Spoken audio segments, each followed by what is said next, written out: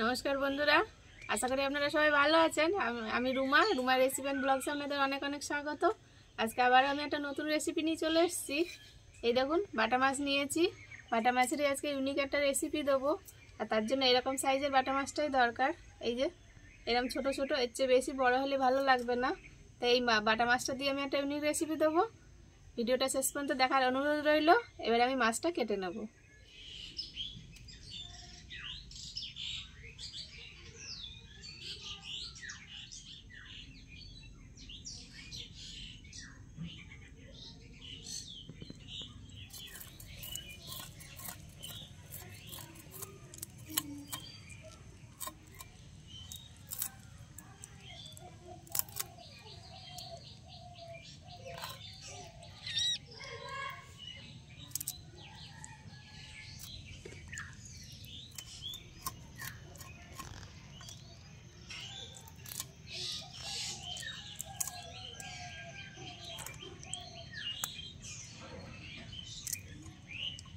আমি মাছ কেটে ধুয়ে পরিষ্কার করে নিয়ে চলে এসেছি।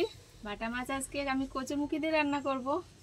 এই যে এটাকে কি বলেন আপনারা আমি জানি না, আমি কচুমুখি বা মুখি কচু, এটা দিয়ে আমি বাটা মাছটা রান্না করব। তো এটা ধুয়ে পরিষ্কার করে নিয়েছি, উনুন ধরিয়ে কড়া বসিয়ে দিয়েছি। এটা আমি এবার সিদ্ধ করে নেব। আর জলটা গরম হয়ে গেছে, এবার কচুমুখিগুলোতে দিয়ে দেবো।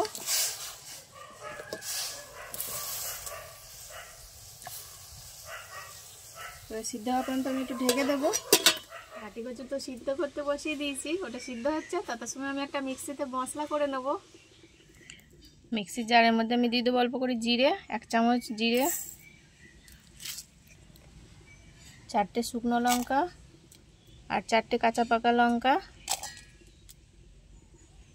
হাফ ইঞ্চি আদা আর 1 চা চামচ মতন সাদা সর্ষে। আপনারা চাইলে কালো সর্ষেও দিতে পারেন, আমি সাদা সর্ষে দিচ্ছি। আর নিয়ে নিয়েছি আমি ধনে পাতার এই ডাঁটাগুলো, এগুলো আমি পেস্ট করে নেব। দিয়ে দেবো অল্প জল, এবার আমি পেস্ট করে নেব। আমার পেস্ট করা হয়ে গেছে, এই দেখুন একটা ভালো মিহি পেস্ট করে নিয়েছি। এবার এটাকে আমি সাইডে ঢেকে রেখে দেবো। আমার পেস্ট তো করা হয়ে গেল মশলা, আর যেটা সিদ্ধ হচ্ছিলো ঘাটি কচুটা, এবার আমি খুলে দেখিয়ে দেবো এটা কতটা হয়েছে।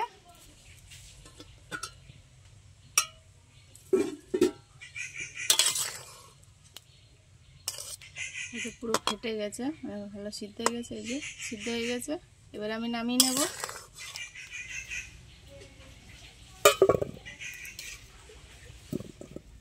ঘাটি কচুগুলো তত সময় ঠান্ডা হচ্ছে, ঠান্ডা হলে তো আমি খোসা ছাড়াবো। এদিকে মাছটা নুন হলুদ মাখিয়ে ভেজে নেব। মাছে দিয়ে দেবো পরিমাণ মতো নুন,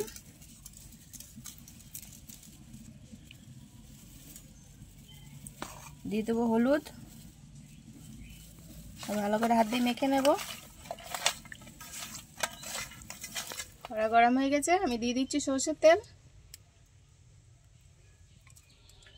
তেল ভালো গরম হয়ে গেছে, মাছগুলো এবার দিয়ে দেবো।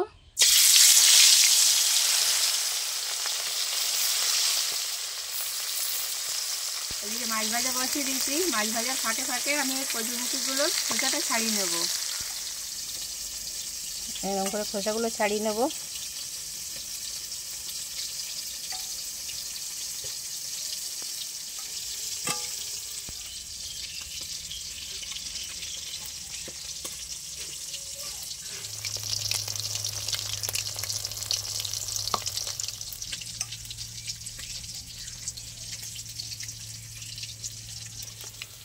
মাছগুলো সব ভাজা হয়ে গেছে, এবার আমি তুলে নিচ্ছি।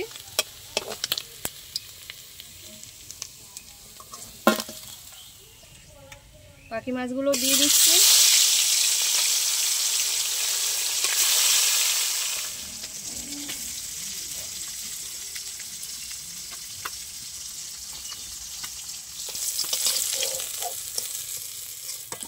আমার মাছ সব ভাজা হয়ে গেছে, ওই তেলে আমি এক এক করে তরকারি সব ভেজে নেবো। এর আগে থাকতে আমি আলু সিদ্ধ করে রেখেছিলাম, সেটা ভেজে নেবো অল্প করে।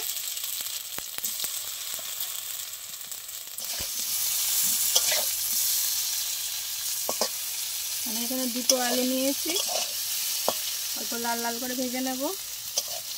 আলুটা আমার লাল লাল করে ভাজা হয়ে গেছে, তুলে নেব।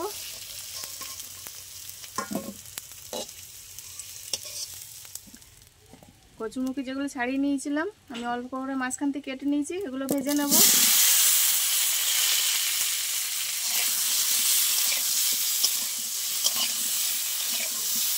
আমি অল্প করে নুন দিয়ে দেবো, দিয়ে দিচ্ছি অল্প হলুদ। ভালো করে একটু লাল লাল করে ভেজে নেব। লাল লাল করে ভাজা হয়ে গেছে, এবার আমি তুলে নেব। পরে অল্প করে আবারও তেল দিয়ে দেবো। আমি একটা বেগুন কেটে নিয়েছিলাম, এবার বেগুনটা ভেজে নেব।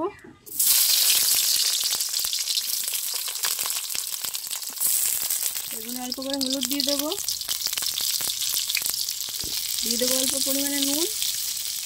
হলুদ দিয়ে ভালো করে বেগুনটা একটু ভেজে নেব।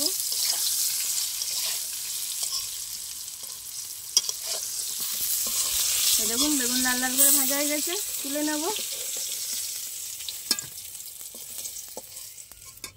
কড়াইয়ে অল্প করে আবারও তেল দিয়ে দেবো তরকারির জন্য।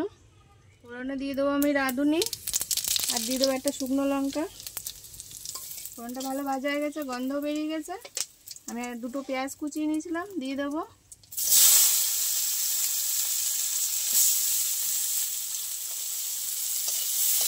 পেঁয়াজটা একটু লাল লাল করে ভেজে নেব। আমি এখানে একটা টমেটো কুচিয়ে নিয়েছি, দিয়ে দেবো।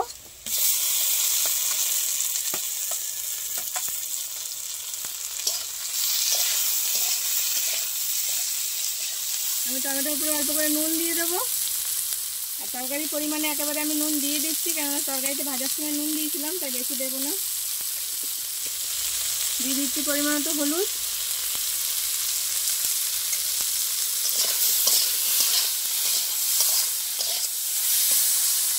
আমি যে মশলা পেস্টটা করে রেখেছিলাম মিক্সিতে, এবার এইটা দিয়ে দেবো।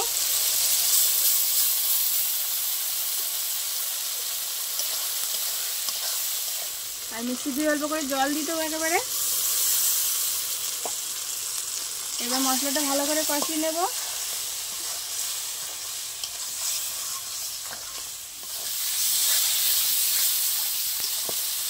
মশলাটা ভালো কষানো হয়ে গেছে, এবার আমি ভেজে রাখা সবজিগুলো সব দিয়ে দেবো। সব একেবারে দিয়ে দিচ্ছি।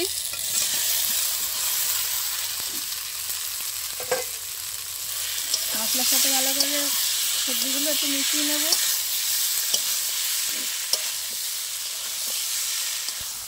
ভালো কষানো হয়ে গেছে আমার সবজি আর মশলা একসাথে। এবার আমি জল দিয়ে দেবো পরিমাণ মতো। আমার তরকারি সব সিদ্ধ করা, তা বেশি জল দেবো না।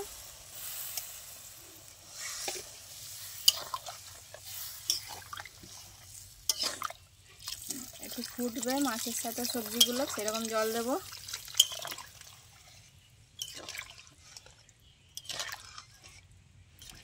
ঝোলটা ফুটে ওঠা পর্যন্ত আমি একটু ঢেকে দেবো। ঝোল ফুটে উঠেছে, ফিরে এসেছি, এবার দেখে নেব।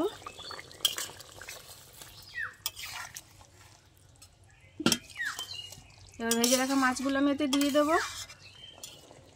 মাছ দিয়ে দিচ্ছি।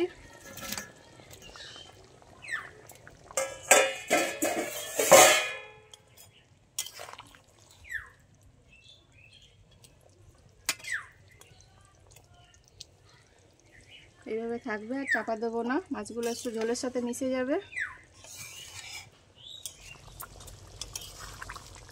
এই দেখুন মাছগুলোর সাথে ভালো ঝোলটা মিশে গেছে।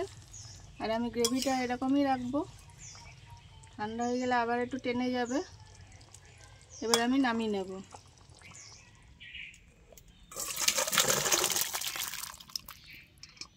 ভিডিওটা শেষ পর্যন্ত দেখার জন্য অনেক অনেক ধন্যবাদ। আপনারাও এরকম কচুরমুখী দিয়ে বাটা মাছ দিয়ে রান্না করে খেয়ে দেখবেন। যদি ভালো লাগে কমেন্ট অবশ্যই আমাকে জানাবেন, আর যদি নতুন বন্ধুরা আছে তাদের সাথে শেয়ার করে দেবেন। দেখা হচ্ছে আবার পরের ভিডিওতে, আবার কোনো একটা নতুন ইউনিক রেসিপি নিয়ে আসবো। তত সময় আপনারা ভালো থাকেন, সুস্থ থাকবেন। টাটা।